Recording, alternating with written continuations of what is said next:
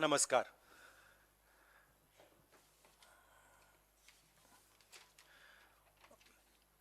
एक पता नहीं आपने सुनी है या नहीं,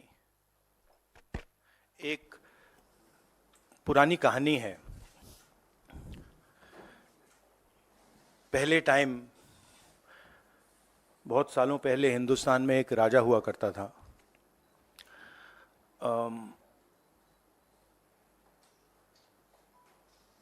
उसके खिलाफ सारे लोग खड़े हो गए थे। पूरी जनता, सारा का सारा ऑपोजिशन उन पर आक्रमण कर रहा था और वो टेफ्लॉन जैसे थे। उन पर जितना भी आक्रमण करो कुछ होता नहीं था। तो थोड़े साल बाद जो ऑपोजिशन के लोग थे, जो उसको रेजिस्ट कर रहे थे, वो बाहर एक ऋषि बैठा रहता था, उसके पास गए। उसने कहा कि बताइए, हमें बात समझ नहीं आ रही है। हम इस राजा पर 24 घंटा आक्रमण करते हैं, जनता इसके खिलाफ है, कुछ होता ही नहीं है। जितना हम इस पे आक्रमण करते हैं ऐसा लगता है कि हम गलत जगह तीर मार रहे हैं। तो ऋषि ने कहा, वो काफी नॉलेजेबल था, तो उसने कहा देखिए, एक्चुअली बात क्या है, ये जो राजा है इसकी आत्मा इसके अंदर नहीं है। इसकी आत्मा वहां पे पीछे एक छोटा सा घर है, वहां पे एक पिंजड़े में एक तोता बैठा है। इसकी जो आत्मा है ना, वो उस तोते के अंदर है। उस तोते को जाके आप पकड़ लीजिए, राजा खत्म हो जाएगा। बहुत इंटरेस्टिंग कहानी है, क्योंकि नरेंद्र मोदी जी की आत्मा अदानी में है। तोता कहीं बैठा है, राजा कहीं बैठा है, और बहुत समय के लिए सारी की सारी ऑपोजिशन राजे पे अटैक कर रही थी। मगर असलियत यह है कि राजा राजा ही नहीं है, पावर किसी और के हाथ में है, अदानी जी के हाथ में है। जैसे ही हम अदानी जी को टच करते हैं, इंटेलिजेंस एजेंसीज, स्नूपिंग, सीबीआई, मैं पहले सोचता था number 1 prime minister, number 2 Adani, number 3 Amit Shah. Actually ये गलत है।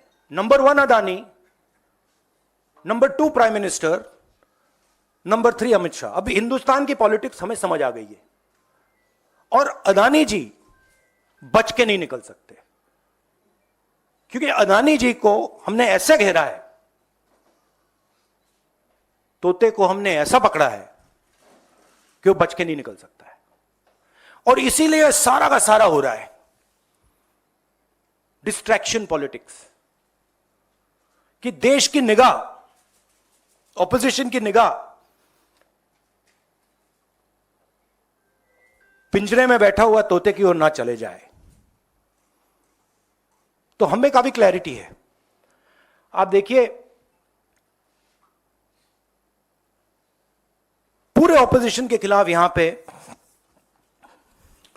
एप्पल का नोटिस आता है।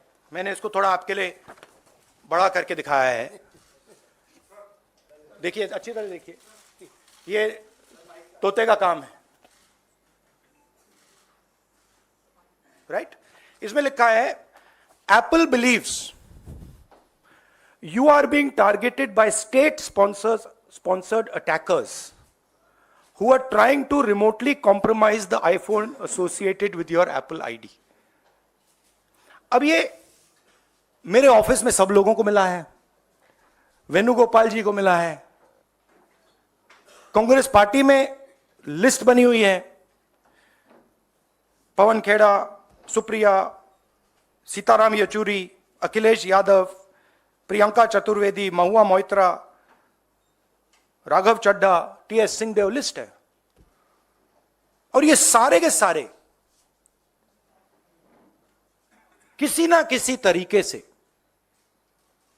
इस मामले में इन्वॉल्व है। और देश के युवाओं को मैं समझाना चाहता हूं, बताना चाहता हूं यहां हो क्या रहा है।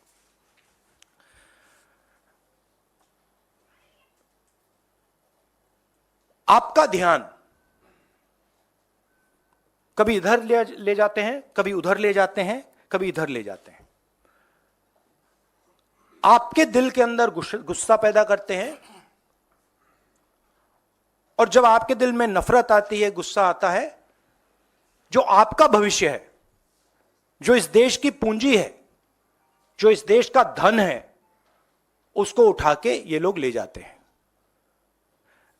अदानी जी को हिंदुस्तान के पोर्ट्स पकड़ा दिए, हिंदुस्तान के एयरपोर्ट्स पकड़ा दिए। मुंबई एयरपोर्ट चाहिए था, सीबीआई ईडी का प्रयोग किया, मुंबई एयरपोर्ट दे दिया।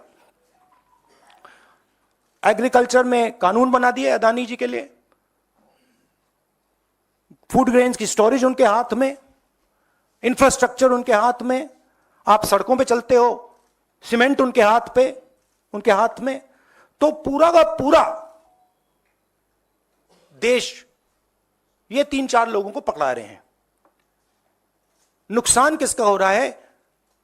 हिंदुस्तान के युवा का हो रहा है। आपसे ये कहते हैं कि आप जाइए पढ़ाई कीजिए, आप जाइए आईएएस बनिए, आप जाइए इंजीनियर बनिए। आप में से 1% इंजीनियर बनेगा, 1% डॉक्टर बनेगा, 0.0000001% आईएएस बनेगा। तो ये आपको झूठे भविष्य का वायदा करते हैं, और जो आपका धन है आपके आंखों के सामने आपसे छीन के ले जा रहे हैं। यह हिंदुस्तान की आज सच्चाई है। कम लोग हैं जो इसके खिलाफ लड़ रहे हैं,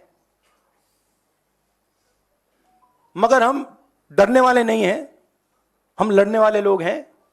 हम पीछे नहीं हटेंगे। जितनी टैपिंग करनी है कर लो, कोई फर्क नहीं पड़ता, मुझे तो कोई फर्क नहीं पड़ता। अगर आपको मेरा फोन चाहिए मैं दे देता हूं, आपको उठा के ले लो। अब आपके कोई सवाल हो तो पूछिए। इंग्लिश। अच्छा, नहीं, हिंदी में थोड़ा एक लाइन और। हिंदुस्तान की जो भविष्य है, उसके लिए सबसे जरूरी चीज न्याय है। अगर इस देश में, इस देश की जनता को, इस देश के युवाओं को न्याय ना मिले तो यह देश आगे नहीं बढ़ सकता है।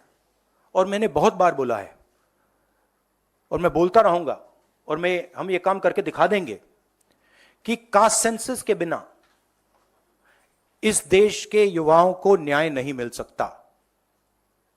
और ये पूरा का पूरा डिस्ट्रैक्शन जो हो रहा है, जब अदानी जी पैसा चोरी करते हैं, किससे चोरी करते हैं? देश की आम युवा से चोरी करते हैं, पिछड़ों से चोरी करते हैं, दलितों से चोरी करते हैं, आदिवासियों से चोरी करते हैं। जब अदानी जी कोयले में, ऑस्ट्रेलिया में जब नाव चलती है, यहां आती है, जब वो ओवर इनवॉइसिंग करते हैं, तो अदानी जी किसकी जेब से चोरी कर रहे हैं पैसा? जो आप बिजली खरीदते हो उसमें अदानी टैक्स है, ट्रेन में आप जाते हो उसमें अदानी टैक्स है, फ्रेट घूमता है उस पर अडानी टैक्स है। टैक्स किससे, कहां से आ रहा है? पिछड़ों की जेब से, दलितों की जेब से, आदिवासियों की जेब से, गरीब लोगों की जेब से, छोटे व्यापारियों की जेब से, और पूरा का पूरा ट्रांसफर इनकी जेब में हो रहा है।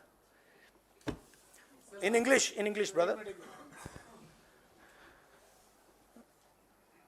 सी there is a beautiful story, old Indian story, there was a king, very nasty king, and he was attacking everybody, stealing from everybody. Everybody was disturbed. And his opposition would keep trying to fight him. Nothing would happen to the man. They'd keep attacking, keep attacking, keep attacking. They're very confused. Why is nothing happening to this man? What is going on? And this went on for a couple of years. And then after some time, there was this wise man who used to do dhyan outside. And so they went to him and they said, what is going on? We keep attacking this man. Every day we attack this man. Nothing happens to this man. And the gentleman said, look, the reason is that this man's soul is actually somewhere else. The frame, the image is of the king. But jo iski atma hai, the soul is somewhere else. So they asked him, where is the soul? And he said, the soul is there. In a village in the corner, if you go, there's a little cage. And inside that cage, there is a parrot. And if you go and you kill that parrot, the king will fall. Right? And that is exactly what is going on here. Mr. Narendra Modi's soul is Mr. Adani. Right? And no matter how much we attack Mr. Narendra Modi, it doesn't have an effect. Because the soul is somewhere else. And now we've understood this. We've understood that the soul is there in the parrot. And now we are attacking the soul.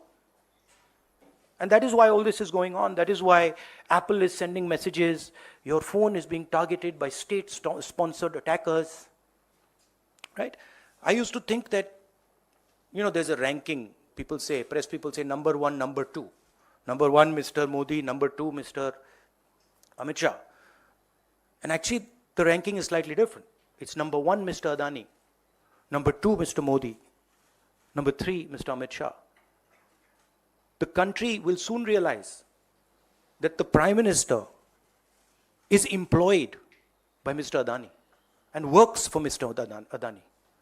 Right? The examples of this are clear. Bombay Airport that is owned by somebody else. State-sponsored agencies attack the owner. He surrenders the airport to Mr. Adani. Mr. Adani is over-invoicing coal from Australia. It leaves Australia, it arrives in India, the prices doubled. No inquiry. Nothing. No ED, no CBI, nothing. Who's paying for it? When we are using electricity, poor people of this country using electricity, we're giving Adani tax. We're going in the railways, we're giving Adani tax. So it's very clear what is going on. Right? The wealth of the Indian people is being stolen from them. They are being divided. They are being made to hate each other. And while they are angry, they are disturbed, they are upset, Mr. Adani is basically taking over everything in this country. He owns most of the channels that are, whose cameras these? Most of these cameras, I don't know which ones, but half of them at least are owned by Mr. Adani. So, hello. Hello, Mr. Adani. I know you don't like this. I know you don't like this type of activity, but I must tell you that you are creating a huge amount of anger against yourself in this country. The common masses of this country are getting to understand what is going on.